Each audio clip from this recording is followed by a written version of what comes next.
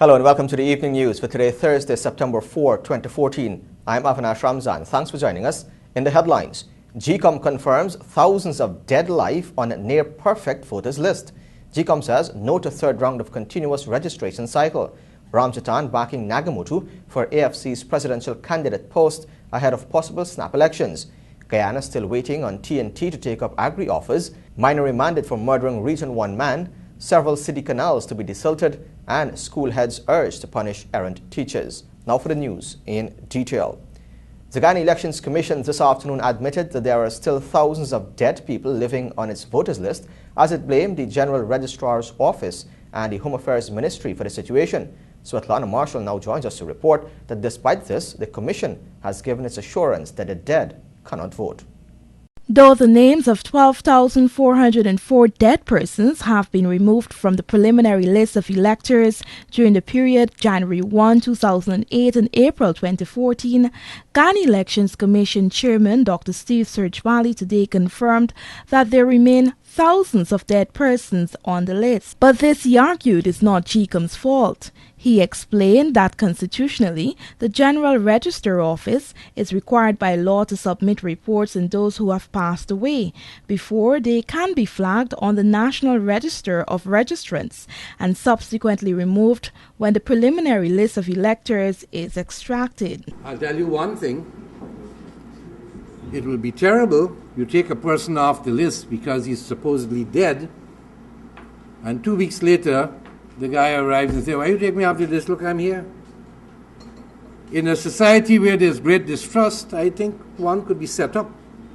But you heard me say that we are reviewing these policies. I cannot review the Ministry of Home Affairs policy. The General Register Office comes under that ministry. A ministry or a department that to this day is not computerized. According to him, there will always be deceased persons listed in any list of electors, noting that this problem is not unique to Guyana. However, recognizing the magnitude of the issue here, the chairman, supported by the Chief Elections Officer Keith Lowenfield, said that the Commission is currently exploring avenues that can be taken to make the system flexible. The CARICOM member states, at its last this year, Association of Caribbean Electoral Organizations, of which I happened until that meeting to be the president, listed that issue. How do you remove people from your database, from your list? That topic was very much discussed, and all participating EMBs, election management bodies, recognized the problematic and agreed that, as I said, we cannot willy-nilly remove persons supposedly deceased from a voter's list. Nevertheless, even in situations where distrust is highly pronounced, it may be possible to introduce criteria which could result in the removal of the names of genuinely deceased without actually having documentation from the General Register Office.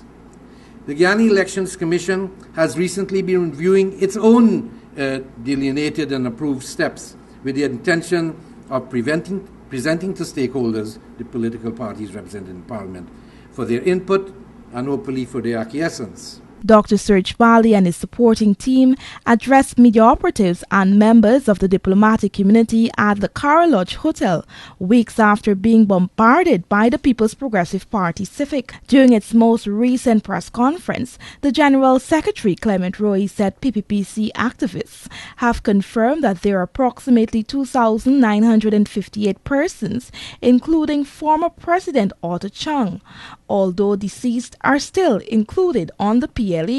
In rebuttal, GECOM said the late president was listed on the old list of electors used for the 2011 general and regional elections.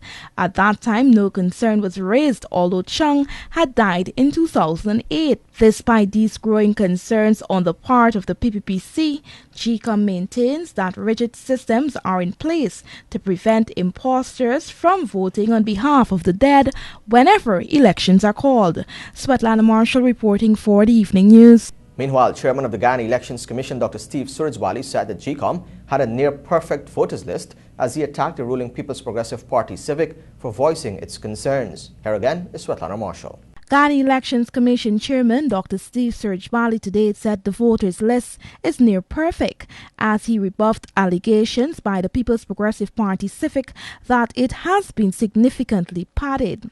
Though there have been minor concerns during this claims and objections period, Dr. Surjbali said there is a robust system in place. He was supported by the Chief Elections Officer, Keith Lowenfield. Previous to 2005, when our registration was only done episodically, that is to say just prior to elections, registration was done to ensure all the qualified persons were on.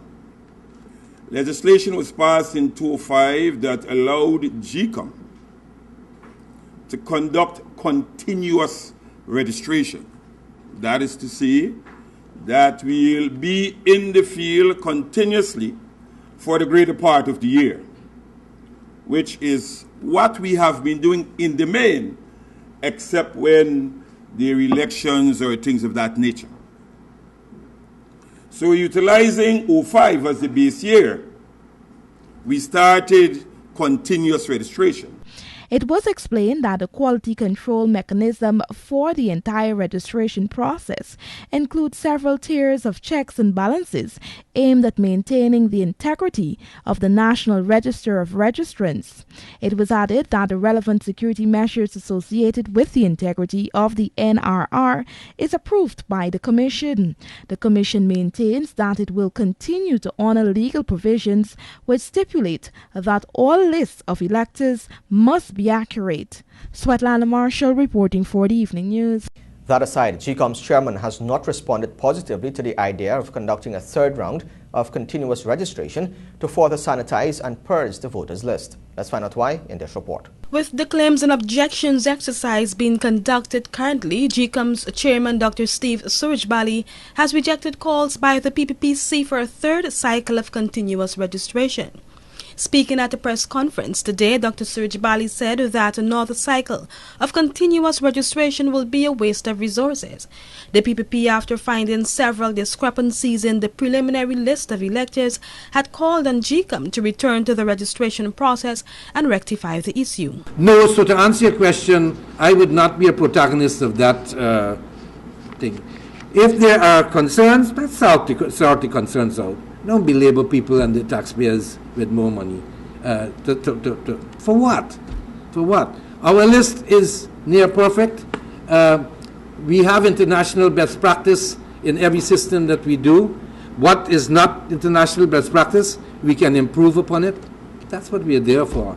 That's why we get a stipend to be commissioners. GCOM Commissioner Vincent Alexander opined that it is a contradiction for the PPP to ask for a third cycle of continuous registration. He said that if there is a third cycle, then there will be more new registrants on the PLE. We be asked to start another cycle when in fact we are now concluding a cycle. Given that for this year, I think we've had 2 cycles of continuous registration this year, and the political parties need not make a specific request for their involvement in any cycle because it is now statutory that they are involved. Millions of taxpayers' dollars are spent to finance scrutineers of political parties in the registration process. They are present at every registration center if they're absent for any reasons because they are not doing their job. And they are also taken to do every verification. It means a political party in this country is in a position to come up with the same list that GCOM comes up with, and on that basis can question GCOM's list and its integrity. That's not the basis which has been used. GCOM's chairman also pointed out that no other political party has raised concerns about the preliminary list of electors. However, he noted that GCOM is in contact with all the political stakeholders. For the Evening News, Alexis Rodney. And the outgoing party leader Cameron Ramjatan has endorsed Moses Nagamutu as the next presidential candidate for the Alliance for Change, the AFC. Let's find out more in this report. While the Alliance for Change is preparing for its biennial Congress on October 25th, AFC leader Cameron Ramjatan has said that he will be throwing his support behind Moses Nagamutu for the party's presidential candidate. Nagamutu, who is AFC's vice chairman, may be running against the party's chairman Nigel Hughes for the top spot in the party. Attempts made to contact Nagamutu for a comment proved futile. However, Hughes said that all questions with respect to the party's Congress and candidates should be directed to AFC's General Secretary David Patterson or the party's leader. This comes as National Assembly is preparing for a debate on the no-confidence motion tabled by the Alliance for Change against the government. If the motion is carried, there will be snap elections early next year. Reporting for the Evening News, Jomo Paul. If you have a news tip or news story you'd like our team to follow, message or WhatsApp on telephone numbers 680-9630, 600-3117 or 617-2867. You can also call the office on telephone numbers 231-0382, 226-2102, 223-7230 or 223-7231. Stay tuned. More news to ahead.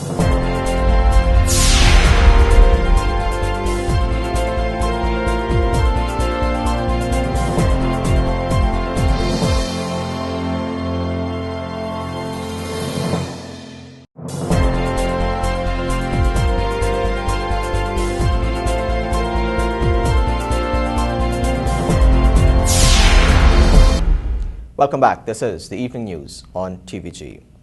In the courts, 56-year-old Michael McLean was today placed on $10,000 bail after he was charged with electricity theft when he appeared before Magistrate Judy Latchman in the Georgetown Magistrates Court. It is alleged that McLean, who resides at Lot 229 Durban Street Lodge housing scheme in Georgetown, accessed electricity fraudulently from the power lines of the Guyana Power and Light, thereby supplying his private residence. The incidents occurred on July 19, and attorney at law Paul Fungafat, who represented a man, made an application for bail after informing the court that he has 2 dependents and works as a security guard. He is set to return to court on September 8. In this report, we'll hear now that the United States Drug Enforcement Administration is expected to commence operations in Guyana by the end of this year. According to the U.S. Embassy's Charity Affairs Brian Hunt, the USDA office is expected to commence operations here during the fall season, that is, sometime between the end of September to mid-December. During an interview with his newscast, Hunt noted that while everything has been approved for the operations of the DEA office here, the administration is looking at the staffing of its local office. He said that the DEA is presently running through its personnel and identifying agents to be stationed in Guyana. However, the Charity Affairs did note that the commencement of operations here highly depends on the personnel hiring process used by the DEA. Former U.S. Ambassador to Guyana D. Brent Hart, just before his departure in June, had announced that the Barack Obama administration has authorized the DEA to establish an office in Guyana. At the time, Hart noted that the agency had already begun shipping its equipment to Guyana, and training was planned for the local enforcement officers. Subsequently, a U.S. Embassy official had revealed to this newscast that 3 agents and an administrative officer will staff the local DEA office. The office will be stationed and operating out of the U.S. Embassy located on Duke and Yonge Streets, Kingston. The DEA officers will be working along with the Customs Anti-Narcotics Unit and Police Narcotics Branch. Reporting for the Evening News, Vanu Manakchan. Back in the courts, a 24-year-old man, Desmond James of Hotokwai Village, Region 1, was today charged and remanded for the murder of 45-year-old Glendon Cox when he appeared at the Georgetown Magistrates Court. James was not required to plead to the indictable offence when he made his appearance before Magistrate Judy Latchman. It is alleged that James, on September 1, murdered Cox at 4 miles Arakaka Backdam, Northwest District. Cox was stabbed to death after an argument with James. He was remanded until September 8, when he will make another court appearance in Court 1 before Chief Magistrate Priya Sinarain Behari. Guyana is awaiting word from Trinidad and Tobago's Food Production Ministry on whether it would be moving ahead with agricultural production here. According to the Agriculture Minister, Dr. Leslie Ramsamy, the Trinidadian Ministry is in the process of mobilizing investors. More from Svetlana Marshall. 1 year after signing a memorandum of understanding with Guyana, Trinidad's investment plan has not bear fruit. In March, the Trinidad and Tobago's Ministry of Food Production began to advertise for investors to tap into agricultural opportunities in Guyana, but no official word has been given since. So far, Trinidad and Tobago has not contacted us on their next step. We are ready to allocate a portion of land, as we've said. Trinidad and Tobago had requested 10,000 acres, and we were ready with 1,000 acres to begin with. So far, Trinidad and Tobago has not gone to the next step since they advertised. Question whether Trinidadian investors are no longer interested in Guyana, Dr. Ramsamy said approximately 2 weeks ago the Trinidadian Minister of Food Production, Devant Maharaj, indicated that the island was still trying to mobilize investors. He said once sufficient investors are garnered, they will move to the next step. Based on their advertisement, come to us and say, we have 3, 4, 5, or how many investors, and we would like to invest in 1, 2, 3 commodities, and therefore we are finalizing, because based on the commodities and the interest of the investors, we have promised the 10,000 acres in various places. 1 is the intermediate Savannah, 2 is in region 5, and 3 it's in the Kanji Basin. And so it could be that it will be in all 3 places based on what their interests are. So it's not like it would be 10,000 acres in one place. The MOU was signed by both Dr. Ramsamy and Minister Maharaj in September 6, 2013 in Trinidad and Tobago, recognizing that global food insecurity remains a major problem across the world due to rising food prices amid declining food production levels linked to climate change. The parties had signed the agreement in their quest to reduce their food import bills. For Trinidad, this plan is in keeping with its National Food Production Action Plan 2012-2015. Svetlana Marshall reporting for the Evening News. Heads of the various public schools have been advised to take stern disciplinary action against teachers who are habitually late and do not prepare well for their classes. As the Ministry of Education observes Education Month and has also commenced the 2014-2015 academic year, the Chief Education Officer Olato Sam encouraged the school heads to properly manage the attendance, punctuality and preparedness of their teaching staff. At a recent Heads of Schools meeting, the Chief Education Officer stated that the education system has shown progress. However, the concern is that the progress is still concentrated in pockets and is not as widespread as the system requires. According to the release, he noted that the ministry has devised programs and initiatives that are centered on moving the system even further, and at the core of this is what he terms the teacher factor. More news to the head. Stay tuned. This is Stephen.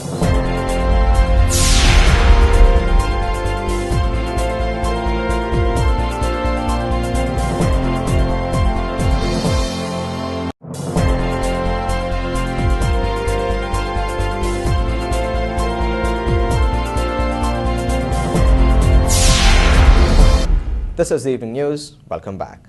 Several Guyanese were on Thursday rewarded by Quartz Guyana Inc. as the company brought the curtains down on one of its promotions. The company hosted 2 promotions, one for back to school and another dubbed the Facebook CPL Trivia. The winners were presented with Samsung laptops, Samsung tablets and Alcatel cellular phones. Those present to collect their prizes on Thursday were Patricia Drakes, Kirk Brown and Denton Collison, while other winners from other parts of the country will collect theirs from the Quartz branches in their jurisdiction.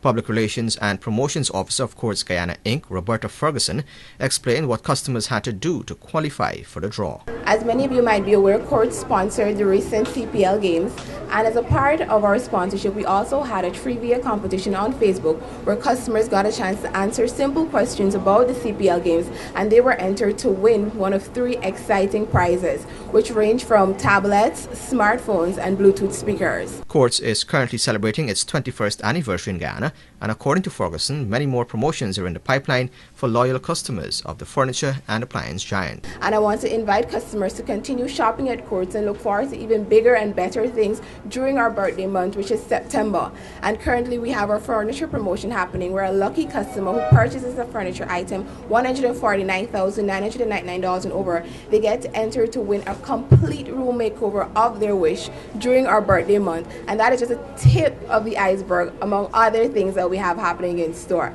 So I just want to remind you to continue shopping at Courts as we continue to bring value home to Guyanese customers 21 years and moving forward. Ferguson thanked consumers for participating in the last promotions and urged them to take full advantage of the upcoming ones. Several communities are to benefit from the cleaning of 7 main canals in Georgetown: Princess Street, Sussex Street, Church Street, Irvin Street, Lamaha Street and the Young Street canals, as well as the Downer Canal. The beneficiary areas include Lilliandale, Sophia, Kingston, Queenstown, Newtown Kitty, Campbellville, Bel Air Queenstown, Albertown, North Cummingsburg, Newtown, North Rhineveldt, Lamaha Park, Lamaha Springs, Lodge, Lerpentier Cemetery, Wortmanville, Workinrust, East Lepenitence, Allboystown, Charlestown, Border, Lazytown and South Cummingsburg. Under the Clean Up My Country program, contracts were awarded by way of invitation to bids to desilt the 7 major canals and to further improve the drainage network. The ministry awarded contracts for repairs to the Meadowbank, Lamaha and Rhineveldt Sluice. Clean Up My Country is a government initiative which is being implemented by the Ministry of Local Government and Regional Development and encompasses 3 aspects. President Donald Ramotar, accompanied by Public Works Minister Robeson Ben and Chief Executive Officer of the Chadijagan International Airport Ramesh Gir, met with Senior Consultant of Airport Strategy and Marketing and Routes Ms. Yalilia Crane and Director Latin America and the Caribbean ASM David Appleby. The meeting was to brief the Head of State on the ongoing process to examine and propose ways to improve facilities and boost international air travel to Guyana. The 2 officials are looking at the potential for increased business and tourist-based flights to Guyana with special focus on international air transport carriers. They're also in the process of meeting local aviation officials, travel agents and other stakeholders within the sector. According to Minister Ben, the team's consultancy is merely one facet of government's plan to expand Guyana's infrastructure and position the country as a true hub for regional and international air transport into South and Latin America. Stay tuned, your regional, international and bridge reports are next.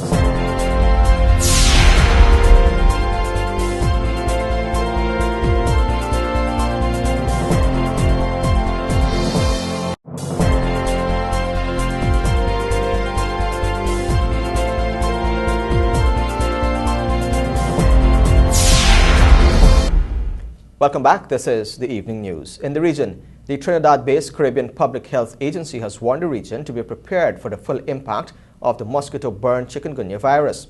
The Executive Director, Dr. James Hospedales, told the Caribbean Media Corporation, CMC, that almost all Caribbean countries have now reported cases of the virus.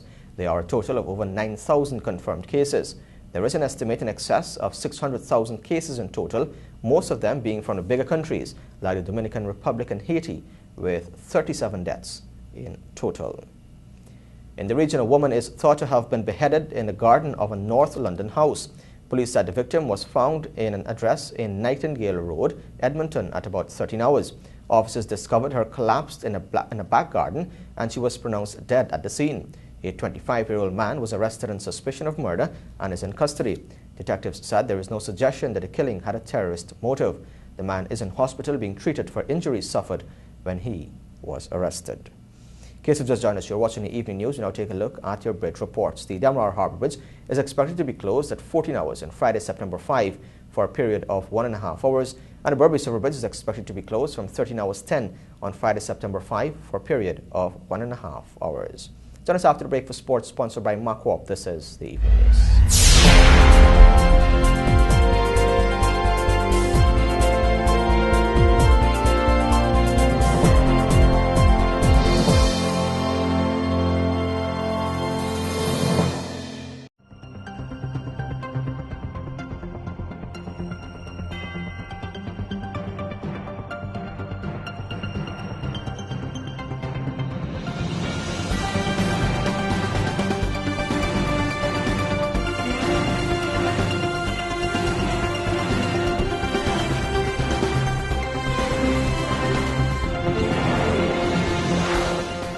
Welcome back now for a look at sport, but first the headlines. Synthetic track certified by IAAF.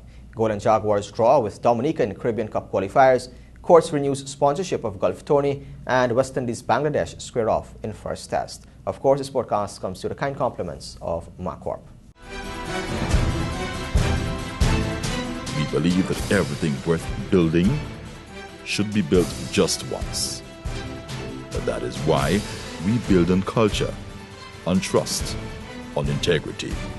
We exist to do more, better, faster, safer. Your success depends on the foundation it's built on. Everything we do is meant to move you forward. MacCorp, let's build Guyana together.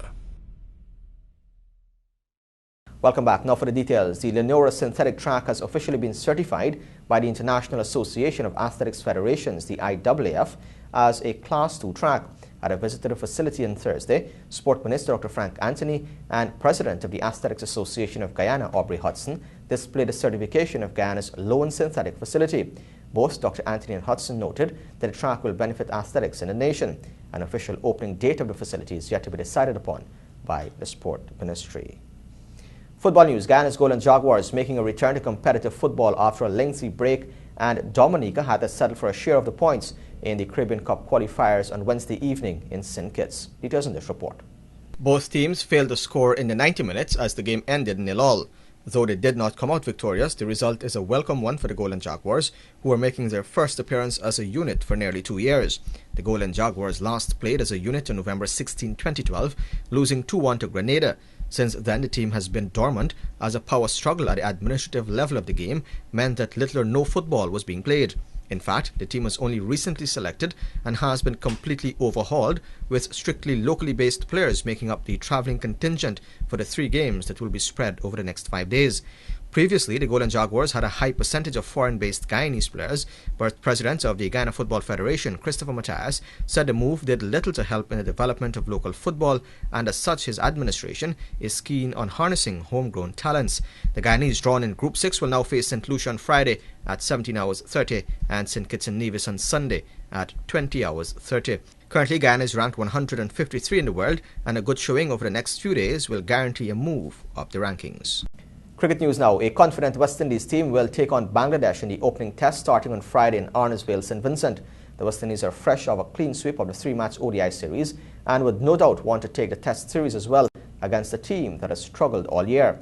This is Dinesh Ramdin's second series in charge, and he will no doubt want to rectify the 2-1 defeat he suffered in his first series against New Zealand earlier this year in the Caribbean. The West Indies premier batsman Shivnarine Chanderpaul, who racked up 183 in the warm-up game against Bangladesh last weekend, is in prime form and will be a key player for the host during the short 2-match series. And finally, Courts Guyana Inc. on Thursday renewed its sponsorship of the annual golf tournament set for Saturday at the Lusignan Golf Course. Officials of the Lusignan Golf Club were in hand at Courts Main Street branch today to launch the competition. The competition will be played in flights and is expected to attract a large turnout, with several major tournaments such as the Guyana Open looming. Marketing manager of Courts, Pernell Cummings, said the company is pleased to once again come on board with the tournament. The sponsorship forms part of the Courts' 21st anniversary. The company has injected $275,000 in cash along with trophies for this weekend's event. It's a developing sport in Guyana, and it's one that is about planning, taking time, and it is a great sport. I've tried it myself, and I must say it takes a lot out of you, and it is exciting. So come out, support the members of the Lusignan Golf Club. President of the Lusignan Golf Club, David Mohammed, highlighted the significance of the tournament, noting that it is a precursor to other major events that are planned for the rest of 2014. Courts has always been a phenomenal sponsor of the tournament. It's one of our premier tournaments, and we're expecting a large turnout, as the captain said. Close to 50 or even over 50 people, so it'll be an exciting weekend. We also have a follow-up tournament on Sunday, which was cancelled due to weather conditions last week. So with back-to-back tournaments, it's an exciting weekend at Lusignan Golf Club, and we'll have more of these with the Guyana Open slated for November, These are all lead-up tournaments to that one big, huge tournament that we're planning on having. Planning for the Guyana Open is already in place. We'll make announcement sooner. Saturday's competition is the first of a double this weekend, with the postponed tournament from last Saturday being held on Sunday. And with that, we've come to the end of sport, which is sponsored by MarCorp. And that's a wrap as well on the evening news for today, Thursday, September 4, 2014. Of course, you can find these and many more stories in tomorrow's edition of the Guyana Times. And here's an invitation to join us on TVG Channel 28 and on Radio Guyana Inc. 89.3.